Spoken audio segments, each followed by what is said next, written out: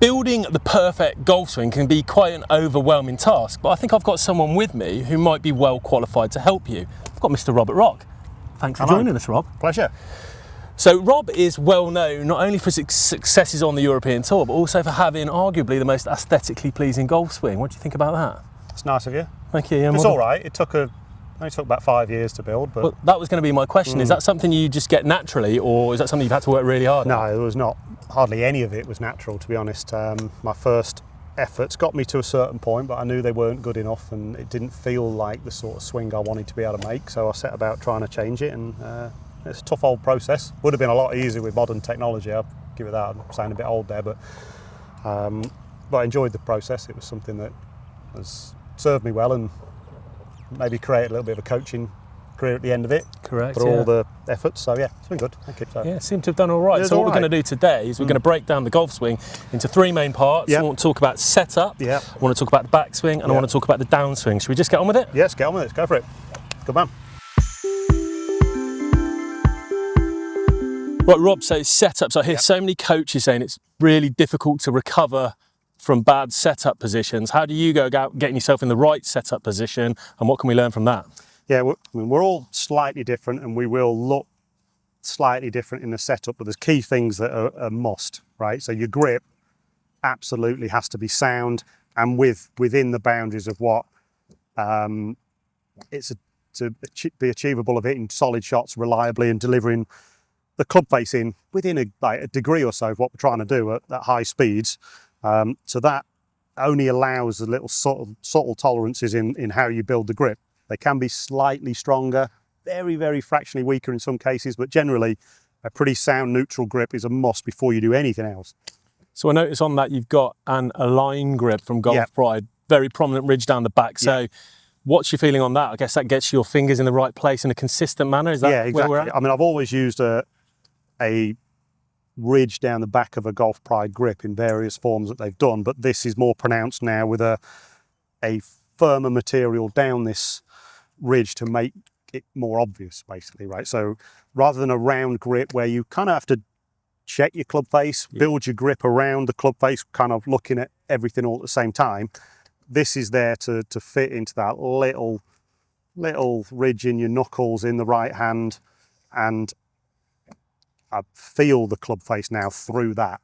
And I'm assuming that's not just at setup, you can get better club face awareness throughout the swing. That has reference throughout. So once you've built a solid grip and you've got the right pressure points in the grip on, mostly I feel in the right hand, but you will get, different people may feel it through the left as well. But I feel it certainly in the right hand and in the forefinger and in these middle two.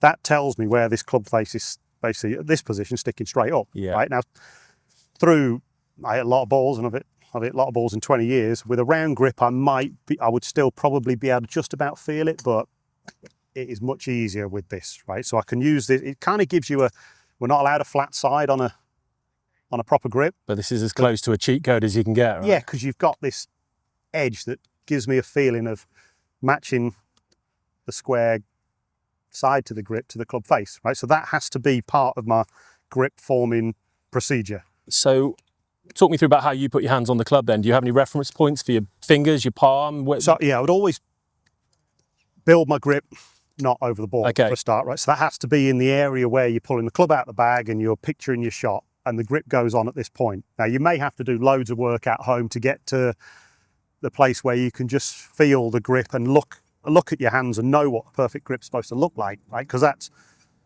it's a bit more than just having a couple of knuckles. Yeah.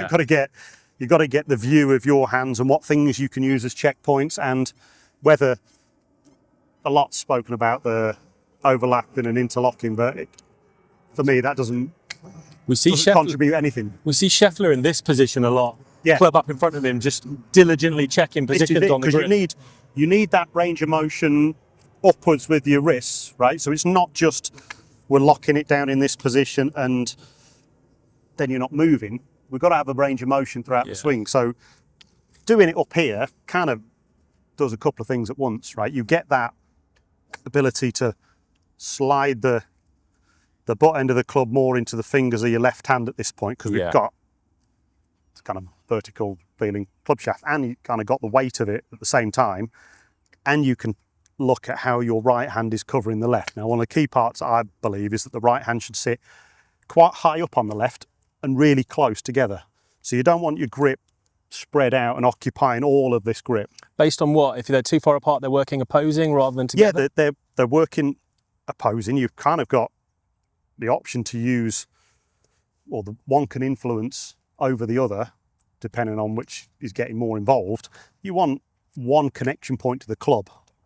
So if you've got it separate, like where's the leverage point, right? So if you've got them both together, using them as a fixed unit, with the right hand sitting very much on the side of the grip and on the side of the left hand. So if this one's driving forwards and this one's pushing squarely in behind it, then you're not going to get much twist in the club face. If I've got this one sitting low, it's very, very easy. I mean, extreme there, but it's very easy to send that through on its own without this one wanting to know what to do. So it's almost a similar principle to like the prayer grip in putting. When you move hands dead level to each other, it's very difficult to have one influence the closer you're getting them. Exactly, you're kind of training them to work together. So cool. If you're right-handed, most people's left hand is a little bit less educated on what to do, right? So I like to see no gaps in the grip at all. So even when I'm looking from this side, I don't like to see that little bit in there, right? And you don't want any gaps appearing during the swing either. Sure. The grip can tell you whether you're moving your body properly as we get into further parts of the backswing. Get to that, calm down, Rob. So, but the key part of this grip, and is why I've always used a grip of this type, is that I can feel that, right? Because what I want to be able to do is set this early so I can forget about that and know that I'm going to get the awareness of the club face because I've got it through the feeling in my right hand and on the back of the grip. And like you say, that's not just an address thing, that's feeling that edge throughout. Yeah, it's throughout. You need to be able to adjust. What about pressure? So we hear a lot of people saying, strangle the life out of it so you can't get any tighter, hold it like you're cradling a bird. Where do you sit on that scale? I hold it tight enough so that the gaps disappear. Yeah. And I can feel whether they may separate during the swing, right? Because a bit loose has too many spaces already, right? But if you're too tight, you will get tension up your forearms into your elbows. So the key part in the backswing is how your right arm flexes and folds, because it's really the only joint that's moving significantly, right? So if you're gripping too tight and the tension creeps its way all the way up the right arm to the point where you've got a straight right arm, it will stay too straight as you go back. And then you've got to start to bend it later on in the swing. But having it too straight early on will force the elbow to then bend in a slightly different direction. So it can lead on to loads of different backswing faults from just grip pressure. So we might have just struck upon the key secret move of Robert Rock's beautiful golf swing there. You may have, yeah. Which we'll talk about in the backswing just now. Yeah. So that's the grip. Let's have a chat about the backswing. So onto the backswing, and I think a lot of the aesthetic plaudits you get come from the positions you hit and how tidy it looks as a golf swing. Show us how you get there. What are the key moves? The main purpose of what I've done for my swing is just to try and remove all unnecessary bits and keep my body position as simple and as organised and as sort of locked in a framework as possible, so that the actual route the club flows on kind of gets set on a simple arc back and through. I think that's what people see visually, why they like your golf swing so much. There's no superfluous motion that looks wasted. It just looks efficient. That's what I see anyway.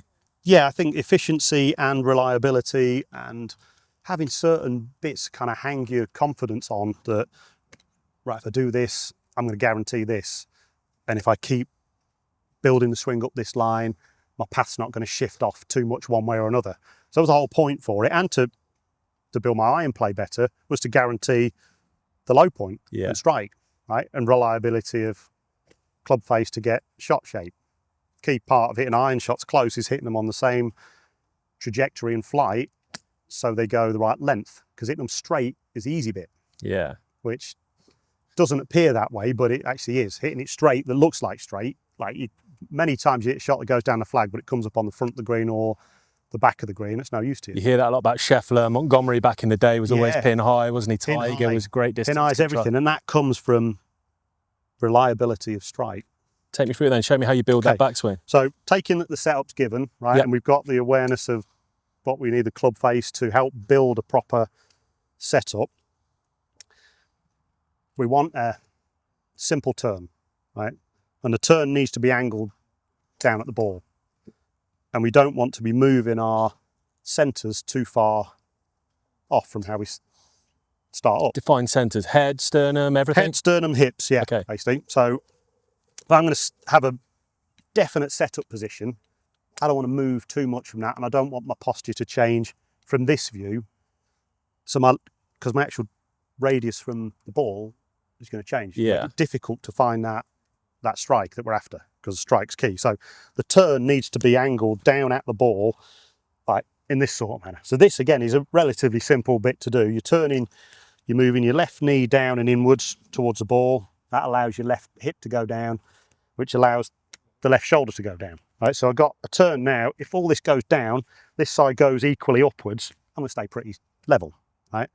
Problems arise if you allow yourself to shift off too much to the right. This bit isn't then moving inwards or down. So if you practice the angled turn of your shoulders and your hips and your knees, that keeps the backswing pretty consistent as far as the turn's concerned. So we're going to try and stay centred, and we're going to try and stay in you that allow posture. a little bit of movement, okay, because the club is working on a circle that goes away from us and then back towards this way. So there will be a little bit of flow of sort of momentum and shift, but not loads, only like a tiny little bit. But you're staying in your angles. But you're staying in this angle so that when I unwind the turn, I want to come straight back down this same plane. We hear a lot about turn, people talking about the turn and moving like that. What do you feel actually turns? So your takeaway, what's it led by? Is it hand led? Is it club head led? Is it torso? Is it shoulders? Do you think about that at all? Yeah, my takeaway has been a huge factor in building a decent backswing. Okay. Because I wanted it to flow up a nice, simple path. And if I didn't get the takeaway right, I could tell there was a little bit of deviation from a smooth line. I was watching you hit balls earlier, and a couple of times you took it away, and then you stopped yourself. I can feel when it does have that little track off. It hasn't, when it flows back smoothly and up this ideal line, I can just feel the balance of it going up. So there's no shift in one way or another. And plus, if the club head goes drastically offline, it will make keeping the turn angled more difficult. So the more I go in and behind, the more this shoulder will want to track up. Right? And similarly, if the club goes too far out early on, now it's got to go back. So it now will flatten me off later. So I want the club head momentum in the club. That's the key part in the takeaway, is building this momentum so the club head goes up the ideal line, and then you will follow it more likely. But in real basic terms, what are you moving there? Just moving club head? So let's say we've got this backswing turn angled as a given, because you can just practice that, right? You can practice that as long as you like. I'm moving the club head primarily, first of all, to let it move just slightly up an angle plane, as if there's another 7-iron there. Yeah. Right? I want the club head just to track up that line. It doesn't have to be all wrists. It's not going drastically like that. It can be, from that view, it can be over here. Yeah. Right? It can be a bit of width to it. There is obviously leeway in what we're doing, and loads of pros have got different styles. But the key folding element is the right arm, right? Because my left arm's straight at the start, and by the time I get to the top, it should still be pretty straight. All I've done other than that is turn my body and move this in. So nothing really is moving significantly, I don't think, other than how this right arm folds. Talk to me about the right arm then, because I've seen your TRS slider, which is a great bit of kit. We'll put the links in the description down below, because that's a really worthwhile bit of kit. Talk to me about how that helps and what you like to see with right arm then. I did that for me just to add a couple of little, call it like an anchor point if you like, but I didn't like pinning my arms to my body with a glove or a towel, because I don't think they stay there, right? But I don't want them also strapped so tightly to my body that there's no freedom of movement for build-up of sort of width and power and length of swing. So that particular thing just gives my right arm a boundary of a little bit of movement, where the right arm slides around your rib cage basically to the top, but it doesn't go super high. Yeah. Right? And it stops it folding back in that manner. So it just allows the right arm to fold. Right? So and it was another variable that I managed to sort of fix through doing that. So if I can ensure that this only moves in that sort of circle around my rib cage to the top, then all I've got to worry about is how I very slightly hinge my right wrist and how the forearm moves, because this now is fixed in a certain little slot. It's interesting, all the thought process and the little moves that go into making something look as simple as you make it. So there's a good talk about the backswing, staying centered, keeping those low points, staying on our angles, right arm function, what moves straight off There's the ball. a key point for the top of the backswing. So obviously we're saying this is the bit that does all the folding and bending. Now we don't want the arm to bend loads and we don't want the wrist to bend loads because we end up too close, right? And that's when we start to end up with positions where the grip separates, right? Yeah. Right. So if the arm folds incorrectly, you'll get separation in the grip. So feeling this position of the right location of the grip on your right hand and right forefinger, getting that to sit in that little slot at the top there, whilst the grip doesn't separate at all, gives us another anchor point of reliability. As soon as this arm goes out of position, I'll get some gaps. So this is a telltale sign for me that if the grip unit is staying intact all the way to the top and I can feel this slot at the top there, that's where my backswing should end. And with the boundaries of allowing the right arm just to slide around, that's basically my top of my backswing. And that's when you feel ready to make that transition. That's get down when to the I've ball. got the weight of the club as it's going back towards a target. I've got it loaded onto that knuckle there. That's when your lag starts to kick in because it's acting on that point of your right hand. Cool. So that should all put us up, all those points. That's now square club face. With a rounded grip, can't quite feel that same. So you've got that checkpoint, you've got that reference points in your hand that you've created with all the moves we're talking there. Yeah. We're in a good top of the backswing position. That's loads of information. Should we see how we get down and hit it? Yeah, the next bit's the R bit. Cool. Let's see it. Right, so that's interesting. We've got in a nice top of the backswing, nice and neat and tidy. I think so. We've got enough information there. So I've heard loads of contradictory advice rather on the downswing from people like Sergio Garcia, who've said, don't even think about it, just done all the work on the backswing, let it happen. Some people have a few more thoughts about clearing and all sorts of things. Where do you stand on it? Conscious or unconscious? Completely conscious. Okay. Right, but it depends, right? If you've got a naturally good backswing, don't think about it. Oh, sorry, naturally good downswing, don't think about it, right? Because it's complicated and it's hard, right? But if your downswing isn't right, the ball really only knows how it's being hit coming down, right? It doesn't go anywhere on the way back. And in theory, yes, a nice build up to the backswing can make this downswing more likely, but that wasn't the case for me. I had a pretty decent backswing and my downswing really knocked me off playing, affected my low point, couldn't get the sort of compression and strike quality that I do now. So I had to rejig the whole of the downswing to make it line back up. So how did you go about that then? So body position is the key part. So we talked about in the backswing that learning this slightly angled turn going back, but you've got to learn how to unwind that. Right? And it's not just as simple as just spin your hips coming down or shift your weight forwards, because people translate that in different ways. Right now, in my particular instance, I got a decent backswing, tried to shift my weight and unwind my body, but I would just do it sliding my hips forwards and dropping my upper body back. So now I'm in a totally different tilted body position compared to what I built going back. So it couldn't realistically hit the same point every time. So it's like starting off with a setup that's like this and then going, right, actually I'm just going to set up like that. Now you're bringing the ground into play before the ball.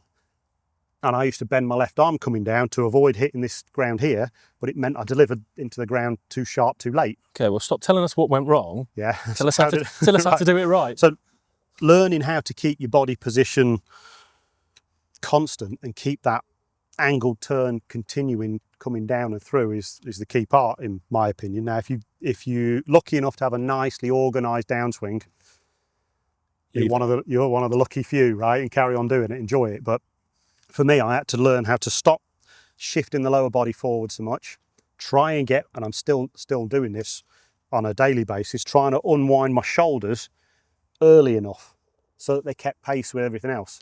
Because you want to be in a position where your arms have got a nice bit of clearance through this zone so that they can swing past your hips and get this nice leaning shaft position that gets your strike location forwards, keeps your low point consistent. If you're backing up as you're trying to hit down, it brings a few different strike points into play and different path issues, and also club face variations, right? So if you've got the... In terms of dynamic loft that you present. Hitting it the right length is then difficult. Your one shot that you feel like you strike good and it starts straight might come off with all different spin numbers and not go the right length. Right? So you're looking at it, think it's a great shot, but comes up short. Doesn't go the yardage you think it should. So unwinding properly was what I had to learn to do. So it meant holding my legs still a little bit more, and I think Nick Faldo did this back in the day, but it's understanding what you do on the way down. What do you instinctively do, and what actually should you add in to make it more balanced? So I guess that's a point we need to make, is you sort of selling the videos, building the perfect swing, but everyone's perfect swing is going to be a little bit different. It's not the same start down for everyone. Sure. And now I guess that's what everyone's asking, right? How do you start down? Yeah. In an ideal world, we all start down and unwind the body in a nice order on the right angle, so it doesn't tilt with the actual head position or shoulder position. So if that can unwind and you can get the right shoulder back to where it started from pretty early on, because if being aware of impact is actually the most important bit, knowing where you're trying to deliver the club to from a position. So if we're starting here, a lot of people would assume trying to get back to impact is maybe just a bit forwards, but similar, right? But it's there. Yeah. Right? Now that is more open shoulders, right arm connected, pressure with your legs and feet shifting across on a more sideways motion than it is like forwards or spinny. It's more that way. Trying to put some force on the side of the shaft so you can actually get some bend and load into the shaft that, again, I feel on this knuckle here, right? So you're pushing there. This is your flat surface that you're trying to have a reliable square impact thing. Like if I was hitting a square object, right, I'd want this to come in and meet it solidly, wouldn't I? Like this, obviously a round ball, it's different, but you can treat the ground as that flush object that you're trying to hit there. I saw you doing some stuff with Ben, who you worked with, Ben Barr, and before, where you're just putting pressure on a flat surface. Yeah, so if we use something like this, the edge of there or the side of this, I'm trying to put that pressure there, and you wouldn't just do it like that with your arms, right? You would connect it to the body and use your body to just more powerful, right? That's what gives you the stability of the club face going through, and obviously that's where your good grip and the location is right hand being not up like that, because then that when you push through it's going to twist, right? It's got to be on the side, it's got to be pushing forwards, so that then the talked about bit is sort of exiting left, right, which is nonsense. It's just there's the headline, Robert Rock says exiting left, even nonsense. Well, if you just push down the line, if you see how the shaft keeps pointing on that red, pretty much on an extension of that red line, I'm not trying to go left, I'm just pushing forwards, maintaining that pressure here in the back of the right wrist, and I'm carrying on my turn on the angled turn. So the right shoulder keeps coming forwards and down. It goes around the corner to the end, right around to the left, but it's certainly not a come in and then go, right, I've got to go this way. It's not manipulated, it's happening naturally. You're pulling the middle of the face away from the ball. So it gets glancy, and again, you don't hit the right length. Right, so there's a lot of information there for a lot of people, and there's a lot of people very smart out there who will be following exactly what they're saying. For people like me, tell me exactly what Robert Rock thinks from the top of the backswing. How many thoughts do you have? How many thoughts can you have in that period of time? What are you thinking? Top of the backswing, how am I going to strike this? Clear? I've generally only got one coming down because it's too quick. Good. Right? I like this. I will have a few going back sometimes when I'm practicing, especially when I'm on here in balls. I'll have maybe whatever I'm working in will set up. I'll certainly have something in the takeaway area to make that momentum of the club flow up to the top so I can feel my position at the top easier. Because as soon as I can feel that I'm going to get to a good top of the backswing, the earlier I can feel that, the better, because then I can start shifting my focus on what I want to do on the way down. That's so interesting to hear you thinking, I can feel this is good. Good. If your backswing's too quick, you'll lose that, and then you'll panic on the way down because you're not organised. And that's where, for me, that's where rhythm comes from. Right, 2 more questions on this. I promise, then I'm going to let you go. That's all right. So I just want a total clarity on what that one thought is from you, and then I'm going to think of the other one while you're telling me that. Okay. So for me, it's once I'm building up to this top of the backswing position, I'm trying to get my shoulders to come back open enough without the arms getting thrown and the club getting thrown over. There's a big difference between that, because some might view opening the shoulders back up as chucking it over the top, and it's not. Right, what I want is my shoulders to unwind on the same axis to there, right? But my arms can still be in here, right? Which has the delivery still from the inside. So my shoulders have opened up, but the club is clearly still coming down and will fall down, hopefully down this plane line, squarely into the back of the ball, leading the shaft forwards. So for me, all I think about is unwinding the shoulders, allowing the lag to happen. And for me, because of my previous faults, I like to feel like the stretch it makes on my left arm. Okay. Right. So the left arm doesn't pull down too quick, because if it separates from my chest, it will bend. So as I'm unwinding, the gap is closing back up. Cool. That stops me coming over the top, basically. So I get into this impact position where I feel like my right shoulder is going to back me up as I go through. Well, I've kept you talking for a while. I want to see one. I can't do it. It's just talking about You it. can. You talked a good game. Let's flash one. Let's see it. Okay, right. So I'll try and do it properly. Full routine. Yes, Full I like it. routine, Robert.